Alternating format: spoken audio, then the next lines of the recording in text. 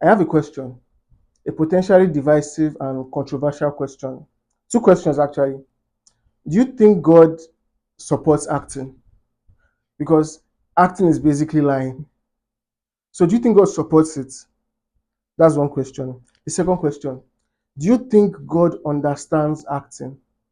In the sense that if an actor is acting in a film or playing a role, some actors are required to play a role that is blasphemous towards God. Some actors will play a role where they have to insult God, say different horrible shits about God.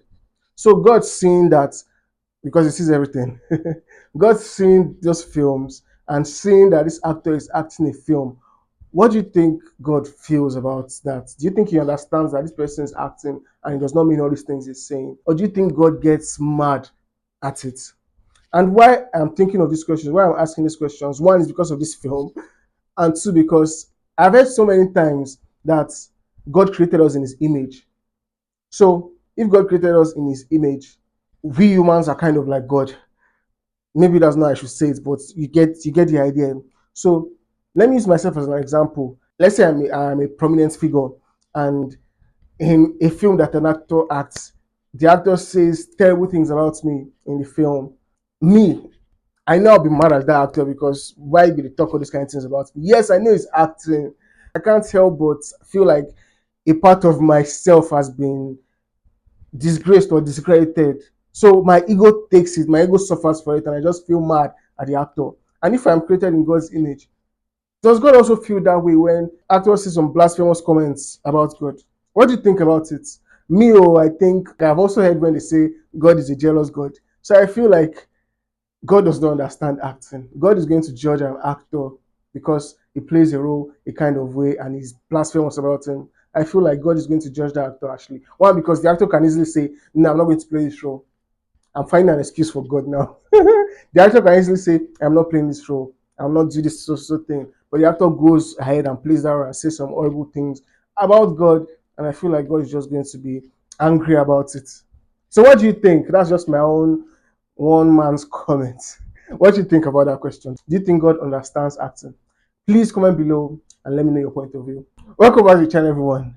I didn't mean for this video to start out philosophical or any kind of way that it started out. Seeing this film titled Heretic, it brought up some ideas in my head and it made me ponder some questions. And I just thought these questions cannot stay on my head just like that. I mean, that's why I have a YouTube channel. So that's why I started the way it started. But anyway, I just saw Heretic. A friend recommended it to me, and I said, okay, let me see it. And I saw the film, and whoa, profound. The film follows the story of two missionary women that go to a man's house and they all tell him about their religion, basically. Like, if you're a Nigerian, at some point you might have witnessed the Jehovah Witness thing. The Jehovah Witness are always coming to your house and knocking and all that stuff, preaching the word of Christ to you. It is not a new thing. I'm sure you might have had an experience like that before. But if you've not had it, don't worry, one day you'll meet them. So these two women on this missionary, not the kind of missionary you're thinking about, you perverts. These two men, they go to this man's house, they preach the gospel, and this man invites them and they start talking about religion and all that. And when this film starts out and they start talking about religion, at the point I felt like, is it just religion I'm here to follow? Like, because a friend recommended it to me, I didn't know what to expect of the film. But is it religion you're going to talk about in this whole film? But the conversation started going on and started happening, and the man that was visited started asking these ladies questions, and these questions were throwing these ladies off guard. And when these questions were coming, and this man was bringing up some points, I was like, "Whoa, okay, I'm interested. I'm already liking where this is going because this film is a dialogue-heavy film. It is basically 90% dialogue. It's an horror film. It is sold like an horror film, yes, but it has elements of horror, but it's not really an horror film. If you ask me, I won't say it's an horror film. I'll say it's more of a dramatic thriller, something like that. But it has horror elements in it. These characters are asking themselves questions, and one thing I liked about that questioning phase of this film is that the filmmakers could have easily made the film be like, the man is the right one. The man is right, and he's just trying to question everything that these people are throwing to him, and he's giving them their own points why their beliefs are not actually true or actually correct. But they now make it that as he is showing these people their point of view, giving valid points, because a lot of things that the man said I could agree with. So there were valid points in it. But the ladies were also throwing back questions at him, throwing back his own beliefs, challenging what he was saying. So it was not just a one-sided thing. It was two factions going head to head against each other. You bring in your own solid facts. You want to bring in their own solid data or facts and just going head to head. So I like that it was not a one-sided debate thing. It was on all fronts. They were having good points against each other. And at the point, I was just like, which side am I going to sit on? It was like I was just sitting on the fence and didn't even know who to go for. And I like that the filmmaker was able to be subjective about the storytelling and just put you on the fence and not know who to go with or not knowing who to side with. And I don't think it's a competition, but it's just fun that it was just interesting and insightful that the two sides were very intelligent people that knew what they were talking about and had valid points to back up their claims. And all that was just done so well. Like I said, this film is a film that talks about religion. And the way it explores religion and belief, it was insane. It just pushes it to the limits. Like the way these characters are challenged by their religion and their beliefs and all that, it was just so extreme. Like think of don't let me oversell it, but it was just so extreme and it really blew my mind the way it was explored and the way it was done. And like I said, this film is basically 90% dialogue, but the dialogue are very thought-provoking, profound dialogue that when you listen to what they are saying, you just start thinking about your life. Like, have I been living a lie? Because at the point when I was watching this film and seeing and hearing all the things the characters were saying, I was just going back on all my life and thinking about things that I have believed about religion. And I was just having a conflict in my mind. I was arguing with myself in my head. And it's because of this fucking film. I mean, I don't hate what it did. I mean, I like films that can challenge me to make me think. There's one quote I read some time ago that feels very accurate with this situation. I might be butchering the quote, but it was something like challenge your best love ideas. Challenge your best loved ideas. And that's how this film made me feel. I just kept having this conflict in my mind and just start questioning everything. And this film does it so well. They don't give you a conclusion that makes you feel like, okay, they've answered your question. They don't answer any question. They raise questions in your mind and they leave it to you to answer it.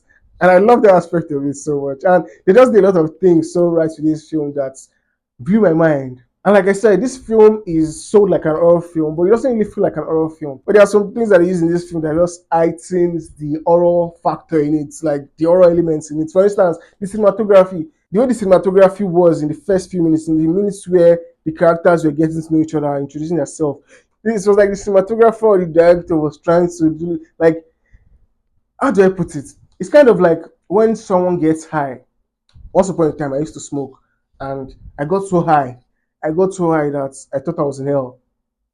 And when I was in that situation, I felt like there was a camera in my face looking at me and laughing at me. And all that just increased my paranoia and made me go crazy. That story of how I got high is extreme, but I'm not going to say it for now. But I just want to let you know how I felt in that moment. It felt like I was at my worst and the camera was in my face laughing at me. Everything was happening all in my head.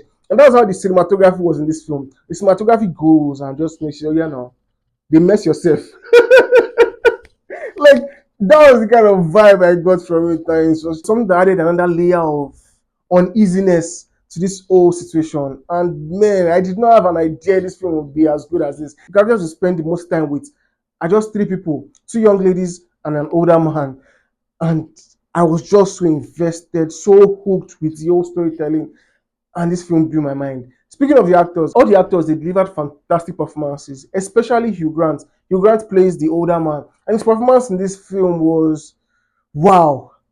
He came off as charismatic and charming sometimes. Then other times it was just very terrifying. And like I said, I like films that can challenge me to think. And I think that's why I don't really consider this film an horror movie. Because the most of the horror films I've seen is not a film that is challenging you to think. Horror films are just trying to scare you. That's what they are doing. But this film feels like scaring you is not their top priority. Scaring you is like the 10th or the 11th priority they had. They wanted to challenge your beliefs, challenge your mind, and just put questions in your head. And it was done so well. After I finished watching this film, I was looking back on my whole life and just questioning everything. And damn, this film's impact on me was profound. This film was thrilling. I enjoyed it. It was mesmerizing. All the adjectives, all the good words. That's what I have for this film. It was very enjoyable and it really blew my mind. So, if you've not seen Heretic, go and check that shit out. It will fuck with your head. If you like being fucked with the head, that is. Not that kind of fuck, you pervert. I'm crazy, yes, I know. But anyway, have you seen Heretic? What do you think about it? Comment below and let me know. Is this your first time on my channel? Subscribe to my channel for more contents like this. Thank you for watching. See you in the next video. And answer my question. Cheers.